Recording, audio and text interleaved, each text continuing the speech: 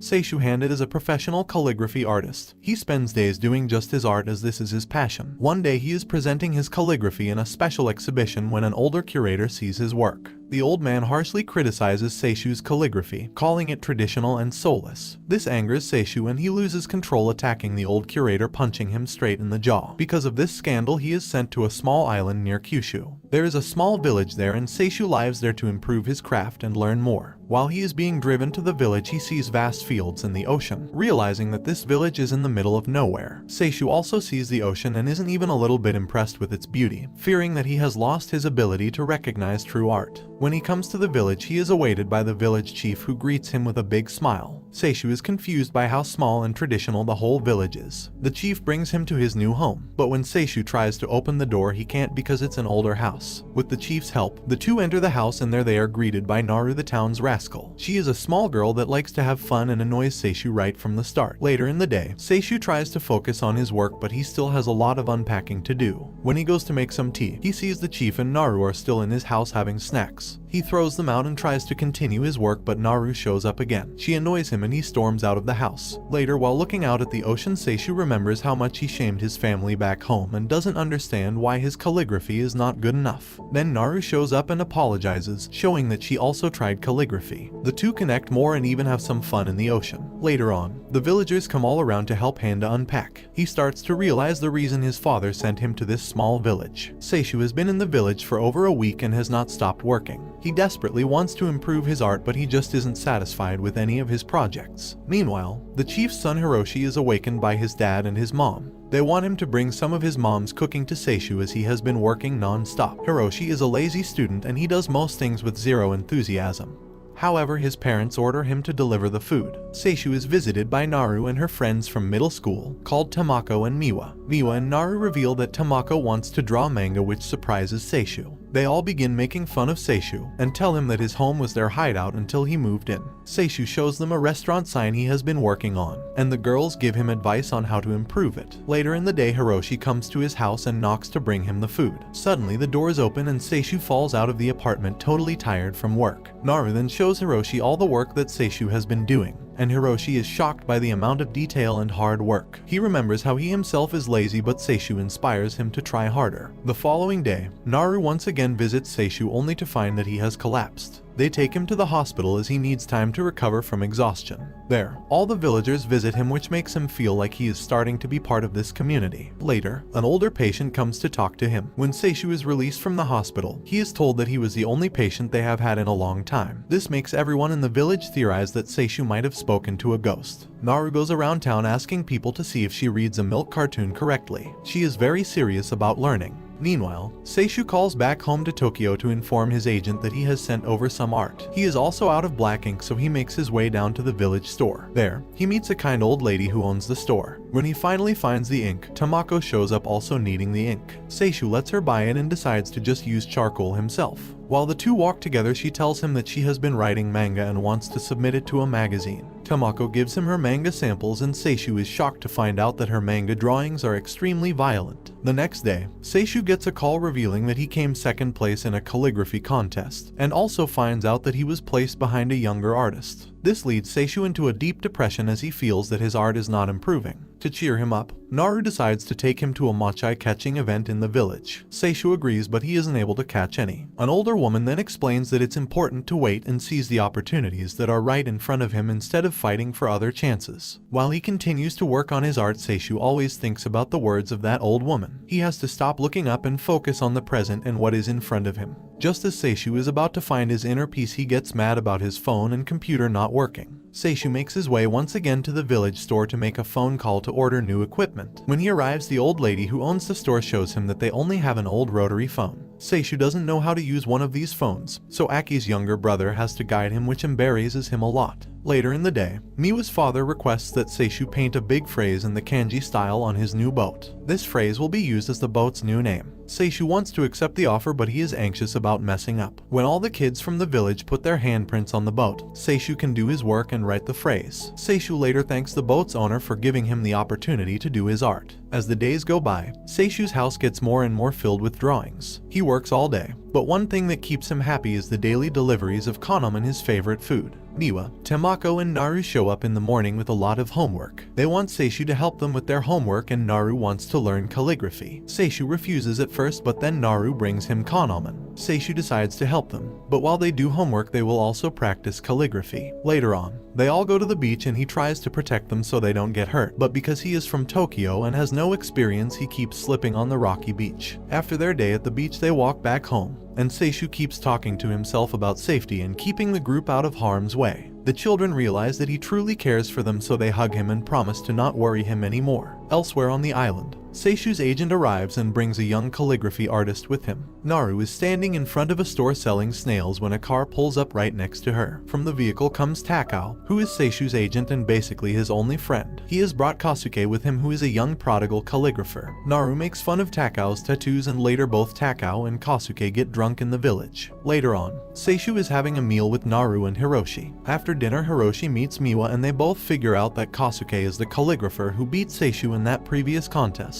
They try to stop their meeting as they don't want to see Seishu get upset again. Seishu is grateful for their efforts, but he tells them that he has moved on from that whole situation. When Kasuke and Seishu meet, it is revealed that Kasuke idolizes Seishu and wants to be just like him. He also begs Seishu to return to Tokyo with them. He tells Seishu that his art seems to become much worse since he has come to the island. This upsets Seishu and sends him into a depressed spiral. Kasuke sleeps over with Hiroshi for their last night on the island. Seishu is lost and doesn't know what to do. He first came to the island to improve his art so that he can win more prizes, but now he just wants to write for himself. However, when Seishu sees Naru with her friend called Hina Kubota, he decides that he must stay on the island as this is where he's truly happy. In the morning, the whole group meets near the ocean for a fishing trip with Kawafuji and Kasuke. Hiroshi is angry that he had to spend an entire night with Kasuke, who doesn't stop talking about calligraphy. During the day, the gang tries to fish, but a lot of them fail. Hiroshi really wants to catch a specific type of fish called the Hisanio fish. After a while, he gives Kasuke his fishing rod. Suddenly, a large fish gets caught by Kasuke and the group barely manages to help him get the fish to shore. When they take the fish out of the water, it is revealed to be the Hisanio fish that Hiroshi wanted. Just then, the fish manages to escape and falls back into the ocean. The group bursts out laughing as the situation is totally ridiculous. The next day, Kawafuji and Kasuke leave the island and everyone comes to tell them goodbye. Seishu says farewell to his friend Kawafuji and decides that staying on the island is the best thing for him personally and for his art. Seishu continues working on improving his art, but is again interrupted when Tamako and Miwa show up. They tell him that Naru is celebrating her birthday soon, and since he is an adult they need 1,000 yen to throw the birthday party. Seishu spends the entire day trying to think of a gift for Naru but doesn't have any luck as he doesn't quite understand children. He tries catching a beetle as a gift but loses it to one of the village children.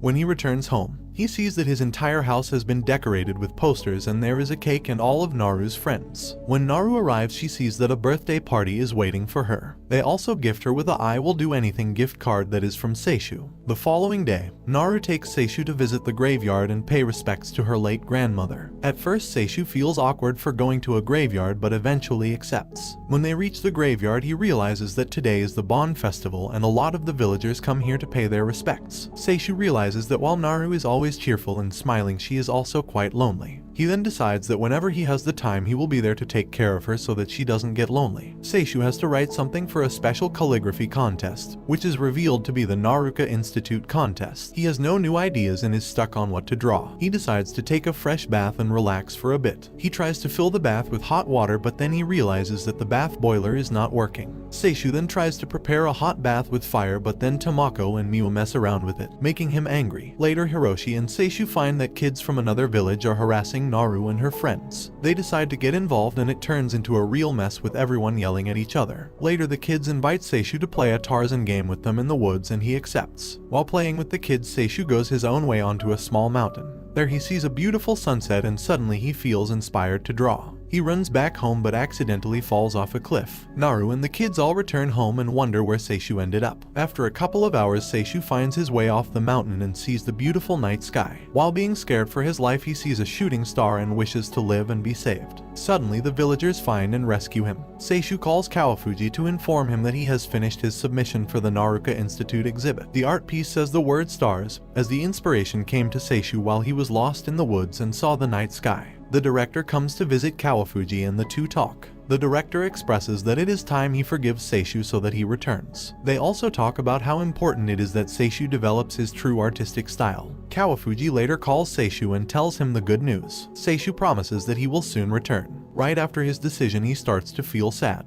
The next day he attends a local village festival and he has so much fun. It is such a change from his life in Tokyo. Before, while he was doing calligraphy in the big city, he never had time to attend this type of event or even have fun. The group watches beautiful fireworks to finish up the festival. When the morning comes, Seishu packs his stuff early and leaves the village. He is unable to say goodbye to anyone as it hurts too much. Later in the day, Naru arrives in his house and finds it totally empty. Seishu makes his way back to his home in Tokyo. He returns to his daily habits of traveling by train and being in a tight formal suit. He starts to doubt if his new work is his style anymore. Kawafuji arranges for Seishu to meet the director he punched. Seishu also brings the star painting, which Kawafuji is impressed by. When the director arrives, Seishu is nervous, but he manages to apologize. The director forgives him and advises him to not act on impulse. When the director notices Seishu's art piece, Seishu goes into a panic and spills his drink all over the director and the painting. He tells the director that this was just a practice painting and that he already has another art piece for the exhibition. Kawafuji almost loses it from laughter. The director praises the star art piece and leaves. Seishu goes into panic mode as he has no other ideas and he just said that he had another project because he was nervous. Now he has to write something totally new. The next couple of days, Seishu retreats in his apartment. Kawafuji comes to visit his friend and finds him in a worse state than before. A bit later, the village calls Seishu and inspires him. They say they are angry at him for leaving the island and that he must return as soon as possible, which inspires Seishu. The next morning, he informs his friends that he has created another art piece, this one being called the Stone Wall. Seishu decides that he wants to return to the island and be with his friends. His mother and father see this and his mother seems to be very upset.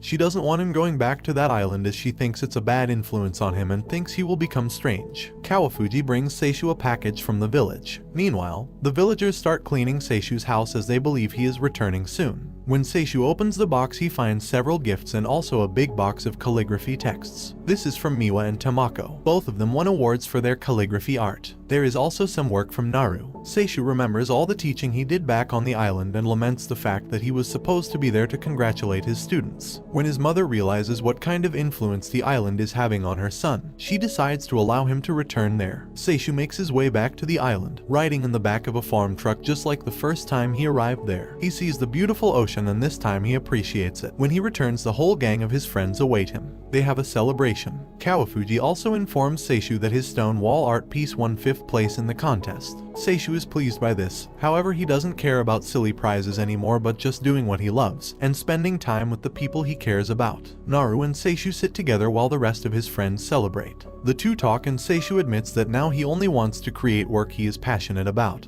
and that his friends are what matter most to him. These small and happy moments is what matters. It is then revealed that the stone wall art piece was a display of all the names from the island group, and in the center was Naris's name. And this brings the anime to an end. Comment if you would like a part 2. Don't forget to like and subscribe if you enjoyed, and turn on the notification bell so you never miss out on another video. Until next time, take care.